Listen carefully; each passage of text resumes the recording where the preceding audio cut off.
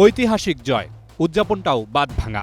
নাহিদ রানার বলে শাহিন শাহ আফ্রিদির ক্যাচ আউটে ঘরের মাঠে প্রথমবারের মতো পাকিস্তানকে হারালো বাংলাদেশ। এ নিয়ে টানা তৃতীয় টেস্টে পাকিস্তানকে হারিয়েছে টাইগাররা।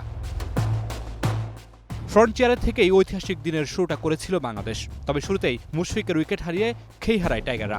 দ্রুত রান তুলতে গিয়ে সুবিধা করতে পারেননি লিটন কুমার দাসও। আগের দিন ৫৮ রানে অপরাজিত থাকা নাজমুল শান্তও ফেরেন কিছুটা ব্যস্ততায়। ৮৭ রানে টেস্ট ক্যাপ্টেন ফিরলে ২১৬ রানে ৬ উইকেট হারায় বাংলাদেশ। ওয়ানডে স্টাইলে খেলতে গিয়ে মিরাজ ২৭ বলে ২৪ রান করে ফিরলে বেশি দূর এগোতে পারেনি নাজমুল শান্তর দল। ২৪০ রানে থামে টাইগারদের দ্বিতীয় ইনিংস। পাকিস্তানের সামনে টার্গেট দাঁড়ায় ২৬৮ রান। জবাবে ব্যাট করতে নামা পাকিস্তানের ইমামুল হককে শুরুতে ফিরিয়ে তাসকিন দেন ঢাকা টেস্টে জয়ের বার্তা। দ্বিতীয় উইকেটে ৫৪ রানের জুটি গড়ে ঘুরে দাঁড়ানোর বার্তা দেন দুই অভিষিক্ত আজান আউয়াইস ও আবদুল্লাহ ফজল। আজানকে ১৫ রানে ফিরিয়ে সেই ঝুটি ভাঙেন মিরাজ।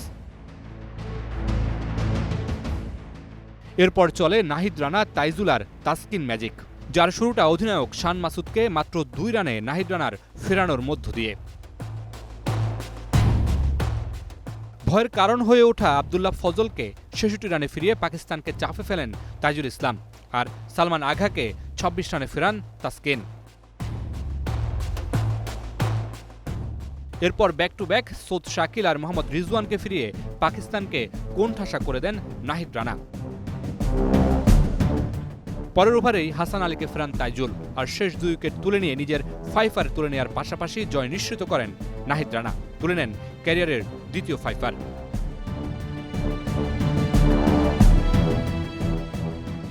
Mamunur Rashid, star play, Dhaka.